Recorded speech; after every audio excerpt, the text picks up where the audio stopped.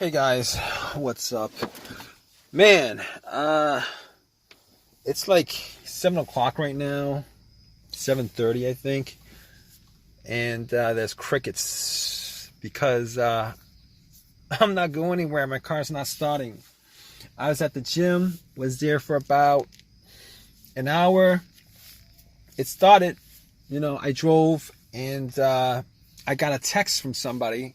So I kind of pulled over, checked out turned it off, and, I had a long response and tried to turn on my car and nothing. Nothing. I mean, I've tried like 15 times throughout this whole entire ordeal, and this car's not starting. Everything works. I mean, the lights on my dash, everything's lighting up. My radio works. So I'm getting power. Essentially, is what I'm saying. I'm getting power. Blower motor works. I'm getting power. But this car is not cranking. This car is not cranking. I originally I thought maybe my battery's low. Maybe my battery's low. So I went out, had my headlights on. I went out because I could see my headlights because it's kind of dark right now. I could see my headlights, and my headlights are good from from inside the car. So, but just in case, I went out. I checked out, just to see what the headlights are dim or not, and the headlights are full brightness. I'm like, okay, it's probably not the battery then, because it's full brightness, it's probably not the battery. But I'm not 100% certain. So I went and I fetched my jumper, my battery pack, my jumper pack that I got from Walmart. And it should work on this car. Anyway, I hooked it up, tried jump it a couple of times. Nothing. I mean, I did try to get somebody to help me out, but I'm like at this apartment complex. There's nobody around. And I'm like 99% sure that my battery's not the problem, considering it's lighting up pretty good. And, my jumper pack is at like 75%. So, probably not the battery. But I did get the battery changed out about a year ago, so it's probably not the battery. I don't think I think I can rule out the battery. At this point, I think.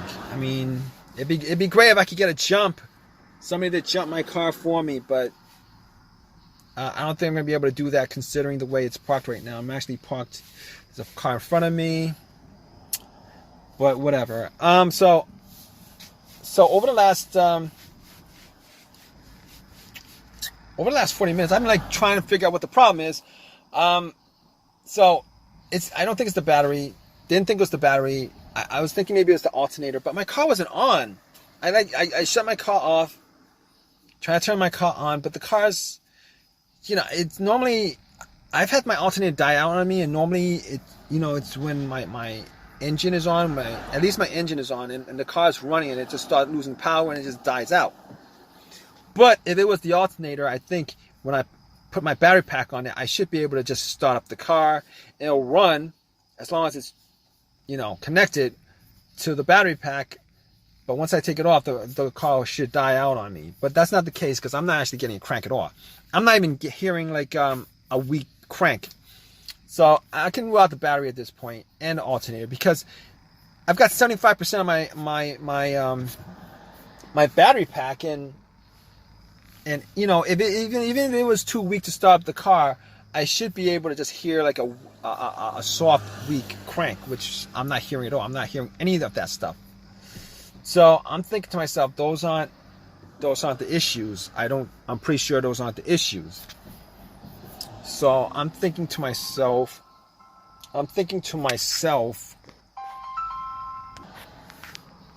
All right, guys. Okay, so. Back to what I was saying on this car. So I think I got like 2 things that's left for me to figure out. Well, 3 things. I'm hoping it's not the other thing. the one that I changed up like 8 months ago. But so basically, I got the relay and the fuse. All right. Now, I am hearing a click. Like every time I try to start the car up, I am hearing a click. I gotta tell you, it gets fainter and fainter every time, but I do hear a click every time I try to start up. I don't get a crank, but I do hear a click. So that tells me that it's not the relay, because basically the relay actually relays electricity to the starter. So you're hearing that click. It's the solenoid that's clicking. You know, the solenoid is getting electricity from the relay, but the motor is just not engaging. All right, it's getting a click.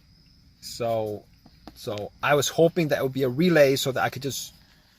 I think there's an AutoZone around here, maybe, I don't know, but I was hoping that I could. That was it. I mean, I was hoping that was it. I don't think that's it. I could rule that out. So my last, well, second to last. No, but this is, you know, second to last. The last thing would be a headache for me to do, but this other thing is the fuse. Could it be the fuse that's causing this issue? So I've had problems with I've had issues, blown fuses where my car wouldn't start. I've had those situations come up like a couple of times, twice actually. One of those times, you know, everything was good. It cranked. I heard a crank. I hear a crank. You know, I hear a crank. When I had that issue with my other car where the fuse was blown, I heard a crank. It cranked up, but it wouldn't just turn over. It wouldn't start normally. Every time it would crank. So you know the starter was good on it. It just wouldn't turn over. And I think that fuse was either for the fuel pump, ECU, the car's computer. It has something to do with one of those two things. Swapped out the fuse and the car started normally. All right. That's not the case here because I'm not getting anything at all. I mean, well, I'm getting like lights and everything else working, electrical working, but I'm not hearing any kind of crank. The starter's not cranking. All right, so I could rule that scenario out. The other scenario of the fuse, I'm thinking, you know, I believe that situation occurred with a main blown fuse that was under the hood of the car that I had before. I had no electricity in the car whatsoever. It's like I had no battery connected to the car, and found out that that fuse was blown, swapped it out. Everything worked as normal, but that's not the situation here, considering I am getting electricity, but the car won't crank up. Okay, so now at this point, I've ruled out almost everything that could possibly rule out 99% of it, except for the starter. All right, and I was hoping it's not the starter because I got that changed up like I got that changed up like I think a year ago or something like that. I got it changed up, but it was pretty recent, relatively recent, like about a year ago. I had that changed up. Got a rebuilt starter from AutoZone, had that installed. It's kind of been working fine. Except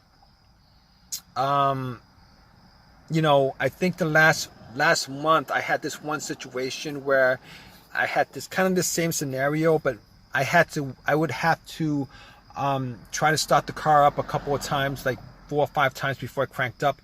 I haven't had that situation since. I thought it, you know, maybe I left some lights on in the interior or something like that, but I haven't had that situation since. Until today, I tried until today where, you know, about an hour ago, 40 minutes ago, whatever, I tried starting it up after, you know, nothing. And I tried 15 times, nothing. So, I guess at this point, I gotta call a tow truck. I'm almost positive that it's the starter that went out on me, which kind of sucks, because now I got to get another starter. Well, I think it's warranted. So I don't but that's not the problem. The problem is I gotta spend either some time to put it in myself or pay somebody to do it. And that amounts to money. Time is money on my part, and then I gotta pay somebody to do it. That's money that I wouldn't normally have to do. I think that's the situation with this car at this point, and I would be really, really disappointed if that was the case. I mean, it wouldn't be the worst situation in the world with a car, but considering I changed the starter out about a year ago, this would be a bad situation because a starter job's gonna run me at least over $100. I'm pretty sure, if not a bit higher than that. Or it's probably gonna take me a couple hours to do it myself, which is gonna suck. I'm gonna call AAA. That's not gonna cost me anything, but I would rather not use AAA. I would rather not use that up, that trip up for this kind of situation where a starter should last quite a while. Like quite a while, meaning a couple, like over 100,000 miles. This starter lasted me. I only put in 12,000 miles in this car since I had the starter installed, which kind of sucks. But I'm gonna call AAA right now because I tried everything I could possibly try. I don't think I'll be able to get somebody to help me jump this car, so that's not gonna work. So at this point, I'm gonna have to call AAA and have them help me tow this car. So I mean, I would prefer to have somebody, jump me just to make sure that it's not 100% the battery, but I'm pretty sure it's not the battery at this point, but I'll keep you guys updated. Alright guys, so it was what you guys thought it was. It was what I thought it was, which was the starter. Really, really sucks. It really, really sucks because I had to I did this myself. I had to take the starter out, go to AutoZone, have it replaced. I had a few words with them about it. It was warranted, so I got another one for free. It was rebuilt. I mean, for me to get a brand new one, I had to shell out like close to $300 for it, which I didn't want to do. Got another rebuilt one. If I had the choice, I probably would not be putting this rebuilt starter in, but I have no choice. My other option would be to call AutoZone to get it on eBay. That's gonna take at least a couple of days at best, and I don't have time to waste with this. So went to AutoZone, got exchanged the starter, put it in, because I did a bunch of tests on the starter. What I did was I bumped it a couple of times when I got home, had a long crowbar, was able to actually get to it before I actually swapped it out. Try to jump it, didn't work. Try to jump it with another one of my cars, it didn't work. So I had to change it up myself. It took a couple hours for me to do it. Other test I did on that old starter was I actually hooked up a line to it, to the solenoid. Tried to crank it up directly, didn't work. Took it to AutoZone, had them test it out, didn't work. So it was definitely the starter that was the problem. If you guys are still watching this,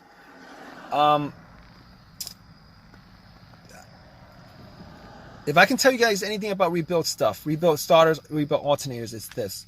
All right, you're always taking your chances. Well, you're taking your chances with everything, but you're taking more of a chance. Considering when they replace the starter, what they do is, when they rebuild the starter, what they do is they rebuild it with new parts, but only the parts that are broken. They don't do a whole replacement of every single thing on that starter, or every single important thing on that starter. So you can have like one part that's broken, maybe a wire or whatever on that starter that's broken, and like the rest of the 99% of that starter, it's got whatever mileage it had on it, after, before it broke down on you. So there's a good chance that starter is going to fail, something else is going to fail on you fairly, you know, it's gonna something. You're taking more of a chance. You guys know what I mean by that, all right? But I'm glad this whole scenario is over. I'm hoping this starter lasts me a lot longer. Crossing my fingers, because I don't want to be, doing this job again when I'm taking out the starter, putting it back. I don't want to be doing that again, until like over 100,000 miles from now on this car. Because it really, getting another free starter, I don't really care for that. I really don't, because that's not the point. The point is I'm actually putting in time or money to change up a part that should last me over 100,000 miles, and it didn't. It sucks. So, but if you guys have any comments, please leave me a comment. Please subscribe. Please give me a thumbs up. All right, guys? Take care.